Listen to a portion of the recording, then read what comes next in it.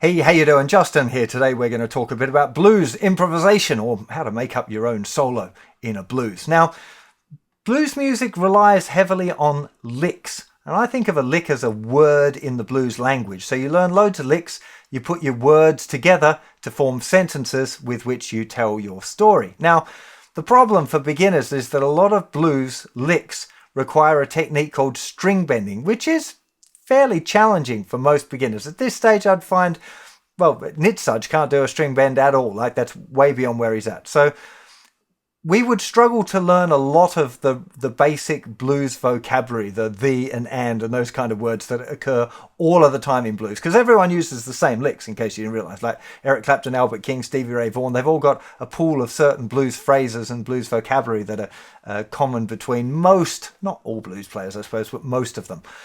Now, the good news is that you can still have a lot of fun improvising in a blues without doing any string bending. What you want to think a little bit more about is listening and about phrasing. Now, when I talk about phrasing is where you play and where you stop. And you'll notice on the set solo that I've given you, there are places where you play one note and it holds for a little while.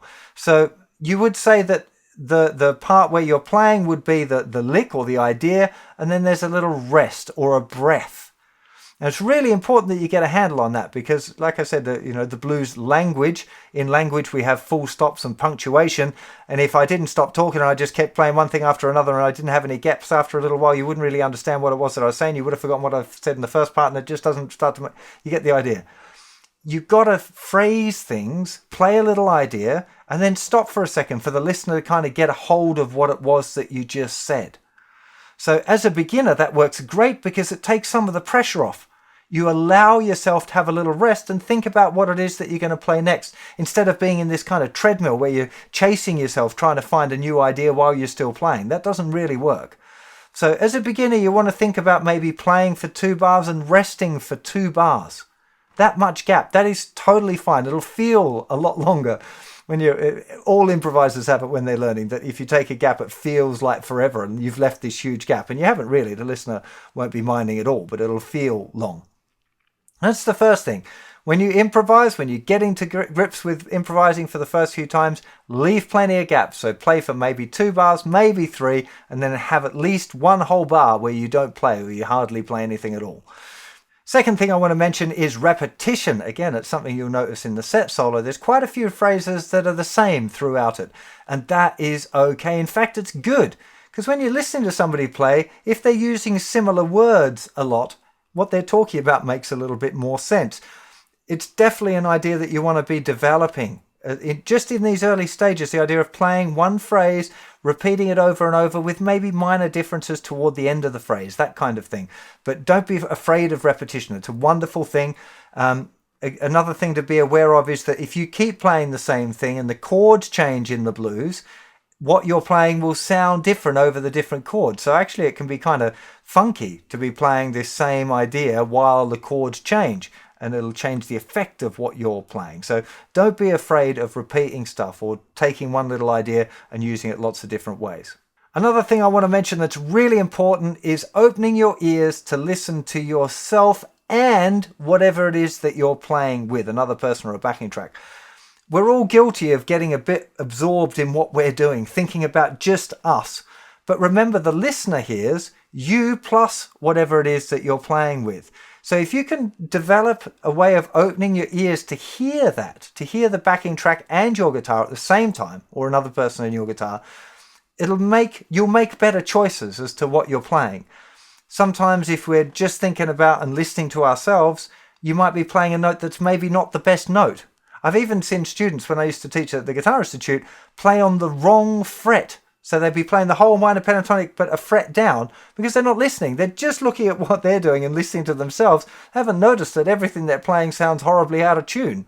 Okay, it's really important to develop this sense of listening to you as part of a musical experience rather than just totally getting absorbed in your own thing. Although that is totally normal. It's something that you'll probably find that you have to work through a bit. And on that note, let's talk about wrong notes. If you happen to play a wrong note, your finger goes on the wrong fret, listen. Rather than just going like, it was a wrong note, because countless amount of times I've heard students play a wrong note, a note that wasn't in the scale, that actually sounded great. And they've gone, oh, that's bad. But if they'd been listening, they'd be like, oh, well, it's not in the scale pattern, but it sounds pretty cool. Because there's lots of other note choices that you can have that sound good other than this minor pentatonic. The minor pentatonic is like a scale that you can use where all of the difficult notes have been taken out. And I don't mean difficult like physically difficult to play, but harmonically difficult. But if you might stumble upon one of the ones that sounds really great. So do try and keep your ears open all the time when you're doing that.